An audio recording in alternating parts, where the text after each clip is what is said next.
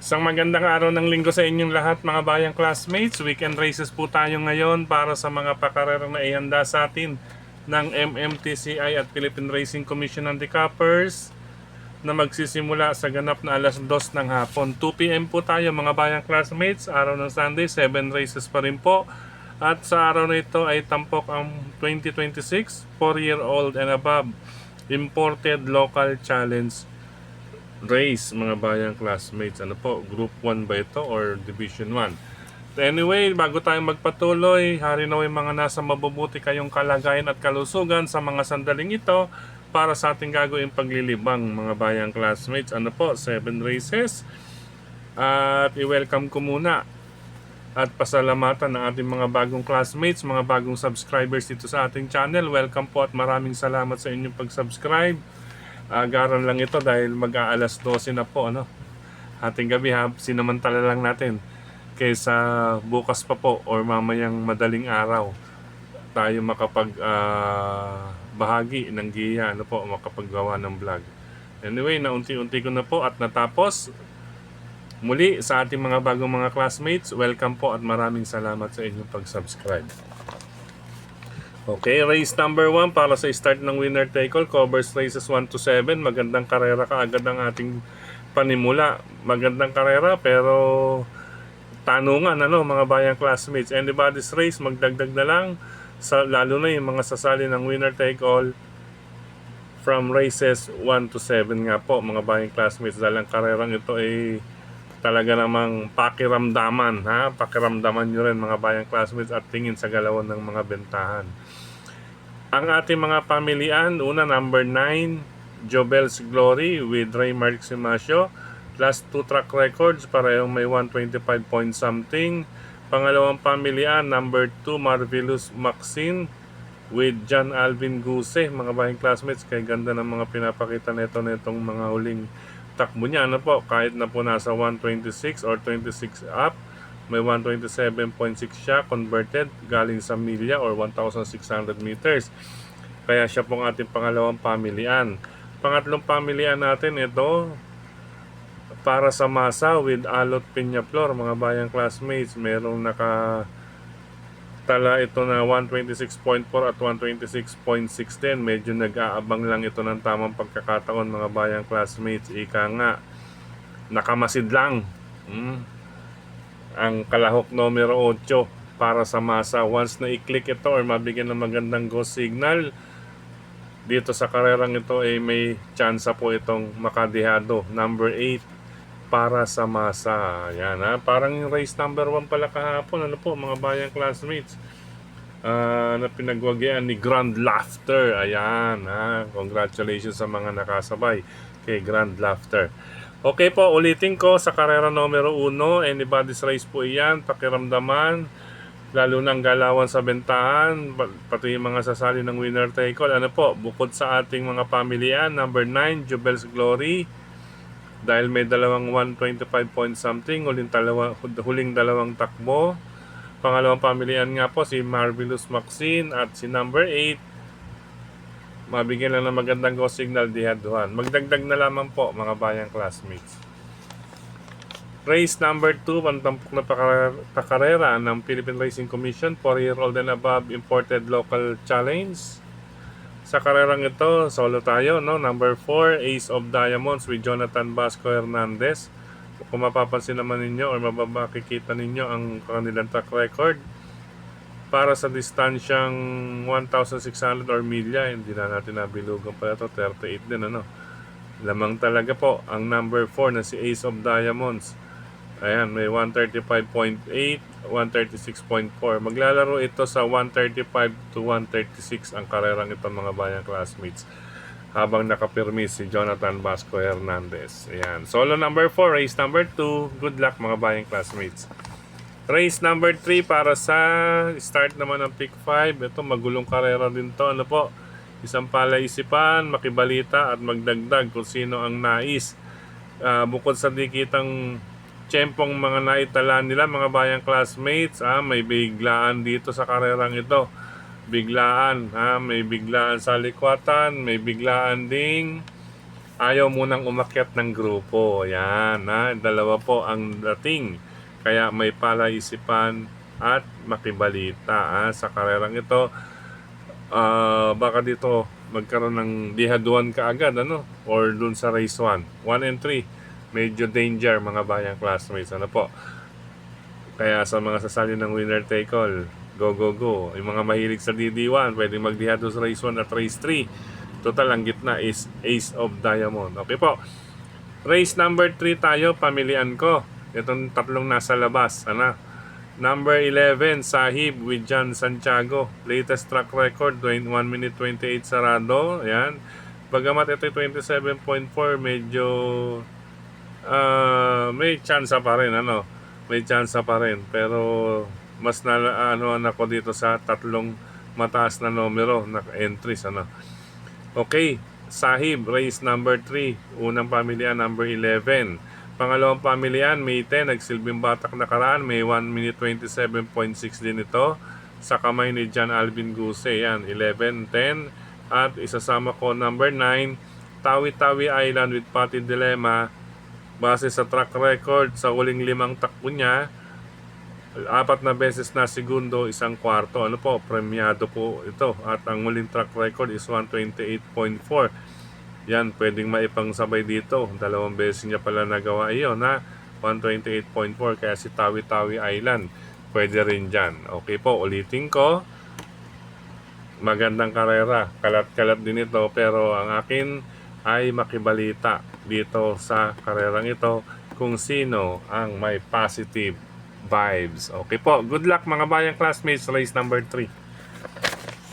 Race number 4 para sa Pick 4 covers races 4 to 7. Sa karerang ito, ang aking mga pamilya, number 4, Anytime Anywhere with John Alvin Guse. Number 10, Nana Bubu with Apoy Asuncion. Medyo mainit-init pa. Ano po, pareho po silang may 1 minute 23 point something. Sa Anytime Anywhere, bihasa sa aktual na takbuhan. Siyempre, John Alvin Guse, kaya siya po ang ating unang pamilyan, 1 minute 23.4. Si Nana Bubu is meron namang 123.6 nakaraan. Silang dalawa ating unang dalawang pamilyan. Pero itong paningit, number 11, si Lucky Mama, nasa magandang post position. Sama lang ng sama ito, no? Lucky Mama, sama ng sama. Under Jonathan Huko. Ito, makakapagbigay din to ng pressure or makakagulo doon sa dalawa. Bakbakan ka agad tong karerang ito. Largahan pa lang, pwestuhan at talagang hindi magkakapamigayan dito, tingin ko. Ayan. Kaya kung didiskarte si Lucky Mama, ito ang makakadihado rito, mga bayang classmates. Dahil panigurado, bakbakan ka agad sa harapan tong 4 and 10 or may iba pang sasali. Yan. Pag dumiskarte ng maganda or striking distance si Lucky Mama, siya ang may tirang lakas pagsungaw sa rektahan. Good luck mga bayang classmates. Race number 5 tayo. Yan, ito magulo rin ito, no? Pakiramdaman, makibalita at magdagdag or isama kung may iba pa kayong pili kursunada at mabalitaan nga po. Sa karerang ito, yan, ilang entries to? 2, 4, 6. 6 na entries dito ang bagong pasok sa 17 to 41 mga bayang classmates. Ika nga, galing sila sa 42 to 56 na grupo. Siyempre, papakiramdaman ninyo rin yan at makikibalita kung sisigi ba sila ulit kaagad or sisigi ba sila kaagad. Ano? Dahil siyempre, pag manalo dyan, plus 5, sabihin na natin plus 5. Pag manalo dyan ito 40 or 41, plus 5, babalik sila doon sa pinanggalingan nila sa 42 to 56 kasi ito galing ito sa group 42. Ayan, kasi minus 2 yung class 4, 42. Ayan, mga bayang classmates. Ito galing sa 42, ito galing sa 43. Ayan, 43, 42. Ayan. Siya nga po pala mga bayang classmates. Naku po, makibalita rin dito sa karerang ito. But anyway, doon tayo naman ngayon titingin sa kanilang mga track records. Ayan. Kung sa track record sa mga pagbabasihan ay nakikita naman po ninyo ay may malalim to, ibig sabihin may lamang, kalamangan. Ang kalahok numero 7 na si Batang Kangkalu na papatnubayan ni John Allison Pabilik. Meron po siyang 1 minute 25.6 at meron ding 1 minute 26.4. Kahit di ka na lamang tumingin sa 126.4 ay wala hong nakagawa ng 126 or something. Ano po, what more dito pa sa 1 minute 25.6. Ayan ha. Kaya una nating pamilian or kung nais ninyo solohin, sige lang po mga bayang classmates. Ito magbibigay ng laban or banta. Magtatangka ito tingin ko. Itong si number 5, si Elegant Lady. Bumaba lang po talaga ng grupo pero subok to. Subok na subok sa kanyang huling dalawang takbo na may 127 point something. Diyan po naglalaro. Sa kamay naman po yan ni Adrian Bufete. Tingin ko ito ang magbibigay ng banta dito kay Batang Kangkalu. Kaya kung nabanggit na banta, kasi nga po gaya ng nabasa ninyo, nabanggit ko sa track record, may kalamangan itong si Batang Kangkalu. Kaya kung gagawa ng listahan, isang solo, number 7, at isang sa kabilang listahan ay 7 and 5. Or may iba pa kayong kursonadang idagdag kay Batang Kangkalu. Basta kay Batang Kangkalu po, unahin lang po natin mga bayang classmates. Sa less capital, sige, solo, Batang Kangkalu. Good luck po, karera numero 5. Penultimate race, yan dito penultimate race may kababaan na grupo. Kaya nakalagay Patibayan na lang mga bayang classmates. Patibayan. Ito, magandang hinete ngayon. Pabs Caballero, Kentucky Rain. Batid naman na po natin, si Kentucky Rain ay isang deremate. Unang-una, angkop ang distansya. Si Kentucky Rain kailangan malapit sa labas. May pwesto ka agad sa labas. Kasi ang gusto ni Kentucky Rain ay yung walang tapal or katabi sa kanan. Prenting-prente ito mga karemate kapag ganun ang kanyang pwesto, nasa labasan, hindi naman siya sa kabilang linya sa labas o nasa pader. Basta nasa labas, walang katabi sa kanan. Yun, walang tapal, ika nga. Yan po si Kentucky Rain, ang karakter niyan, uusad at uusad yan sa labas. Pero kinakailangan maging maagap, dahil siyempre nasa bagong kamay, Pabs Caballero, mga bayang classmates, itong si Kentucky Rain. Kinakailangan maging maagap dahil itong ating pangalawa at pangatlong pamilian ay perming sige-sige lang. Sige-sige lang meaning laban kung laban. Kung saan abutin o pang ilan dumating, go lang itong 3 and 2 na to mga bayang classmates. Kaya itong dalawa po ang magiging kalaban sa rektahan para sa akin sa pagremate ni Kentucky Rain. Kaya Pabs, agap dito sa number 3, Tanging Ikaw with DL Camanero Jr. at number 2, Grand Laughter with Tanya Navarrosa. Ayan ang ating mga panilat, 3 and 2, 2 and 3.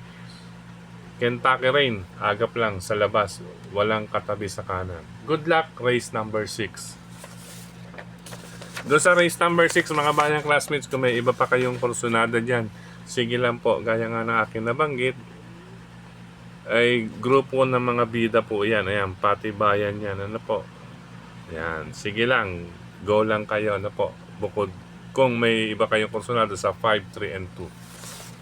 Okay, last and final race, para tingnan ng lahat. Ito maganda, full gate, full gate,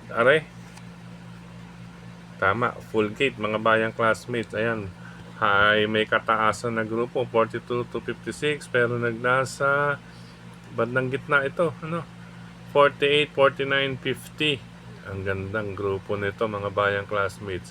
Okay, ang aking mga pamilyan, number 2, unang-una, Anli Byrne with Jigger Paano.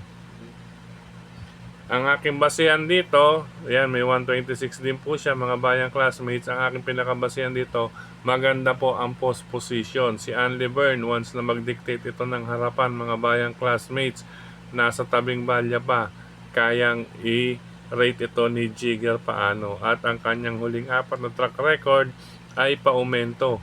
Kaya siya po ang aking binibigyan ng unang pansin dito sa last and final race. Number 7, number 2, Andy Byrne. Kasama niya kanyang stablemate na si Sir William, na sasakyan naman ni Jonathan Vasco Hernandez. Okay po, ano po? Malapit sa tabing balya, Andy Byrne, gusto.